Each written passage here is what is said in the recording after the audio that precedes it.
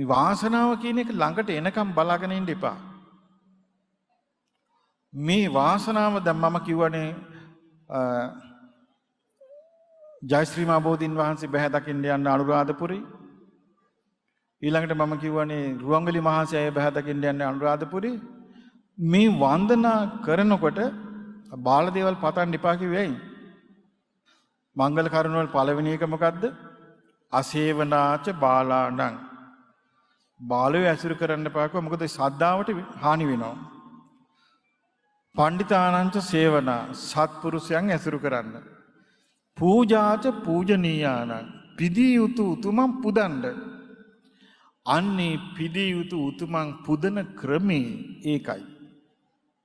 අපි ගත්ත රුවන්වැලි මහසෑය වඳිනවා කියලා. රුවන්වැලි මහසෑය වන්දනා කරලා කියා හිටිනවා මේ වන්දනාවේ ආනුභාවයෙන් අපි දෙන්නට එකට ලබන ආත්මික උපදින ලැබේවා. මේක පිදී උත්තම් පුදන ක්‍රමේද? නෑ. පිදී උත්තම් පුදන්න ඕනි ගරුසරු දක්වා. ගෞරව බහුමානයෙන්. පිදී උත්තම් පුදන්න ඕනේ උතුම් අදහස් වලින්. ශ්‍රේෂ්ඨ වචන වලින්. පාරිශුද්ධ වචන වලින්. උත්තම වචන වලින්. සම්භාවනීය අදහස් වලින් පිදී උත්තම් පුදන්න ඕනේ. අන්න එහෙම පිදී උත්තම් පුදනකොට ඒකේ විපාක මොකද්ද? පිදී උත්තම් උතුම් විදියට පුදනකොට ඒක උතුම් විදියට ලැබෙනවා. ඒ උතුම් විදියට ලැබෙන්නේ කොහොමද? පිදී උත්තම් උතුම් විදියට පිදියොත් ඉස්සල්ලාම ලැබෙන්නේ එයා නීචාත්මකට යන්නේ නැහැ. බොහෝ විට දෙවියන් අතර උපදින්න ලැබෙනවා. දෙවියන් අතර උපදින්න ලැබුණොත් තියෙන වාසිය මොකද්ද? ධර්මය ඇහෙනකොට ඒ ධර්මයට හිත යොමු වෙනවා. ඇයි හේතුව? පිදී යුතු වස්තුන් හරි විදියට පුදලා. හරි විදියට පුදලා. නුවණින් යුක්තව පුදලා. කරුණ සහිතව පුදලා. මනාකොට මෙනෙහි කොට පුදලා. එතකොට මොකද වෙන්නේ? දෙවිවරු දහම් කතාව කරනවා. අහගෙන ඉන්නවා. ගෞරවය ඇති වෙනවා. ඇයි හේතුව? ගරු කළ යුතු දෙයට ගරු කරලා. ගෞරවය ඇති වෙනවා. පිදිය යුතු දේ පුදලා ගෞරවය ඇති වෙනවා. ඒ ගෞරවය නිසා ගෞරවයෙන් ධර්මය අහනවා. අහනකොට මොකද වෙන්නේ? අහන දේ මෙනෙහි කරනවා. අහන දේ මෙනෙහි කරනවා නෙමෙයි අහන දේ මෙනෙහි වෙනවා. අවබෝධය කරා සිත නිකම්ම යනවා. මගපල ලබන්න තව අවස්ථාවල් අපිට තියෙනවා. ඒ ඔක්කොම මේ ගෞතම බුද්ධ ශාසනය. මේ ගෞතම බුද්ධ ශාසනය කියන්නේ දරුවනි වඳ බහැපු එකක් නෙමෙයි. හැබැයි උපායශීලීව නෝනින් යුක්තව එතනට අපි යන විදියට අපි හදා ගන්න ඕනේ. අපි ධර්ම මාර්ගය හදා ගන්න ඕනේ. ඒ මොකද හේතුව? ඒක බලෙන් ගන්න බෑ. බලෙන් ගන්න බැරි මේ සංස්කාරයන්ගේ තියෙන අනිත්‍ය නිසා, වෙනස් වෙන ස්වභාවය නිසා, තමාගේ වසඟේ නොපවතින නිසා ඉල්ලලා ගන්න බෑ. හැබැයි සකස් වෙලා තියෙන දෙයින් ලබා දෙනවා.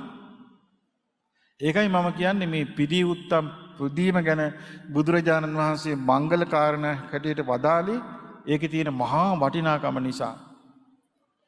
අපිට මේ ආත්මේ හරියට පාවිච්චි කළොත් ආයි වෙන එකක් ඕනේ නැහැ. මේ මනුස්ස ආත්මේ හරියට පාවිච්චි කරොත් ආයි මේ පල්ලෙහාට එන්න ඕනෙත් නැහැ. ආයි වෙන මනුස්ස ආත්මයක් ඕනෙත් නැහැ. මේ ආත්මය හරියට පාවිච්චි කළොත් හරියට නෝනින් කල්පනා කරලා හසුරුවා ගත්තොත් මරණින් මත්තේ චාතු මහරජකෙන් උඩ දිව්‍ය ලෝකයකට යන්න පුළුවන්. ඒක පුද්ගලයෙක් අරන් යනව නෙමෙයි. ඒ කියන්නේ මට යන්න ලැබේවා කියලා යන්න ගමනක් නෙමෙයි. අපි ගම්මු කෙනෙක් හිතනවා මට මරණින් මත්තේ දිව්‍ය ලෝකෙට යන්න ඕනේ. එහෙම යන්න බෑ.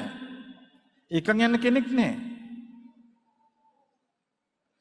මම දෙවියන් අතරට යනවා කියලා අදිෂ්ඨාන කළ වැඩක් නැහැ. එහෙම යන්නේ නැහැ. එහෙනම් මොකද්ද කරන්න තියෙන්නේ? Taman සරණ ගියපු ශාස්ත්‍රුන් වහන්සේ සිහි කිරීම පමණයි.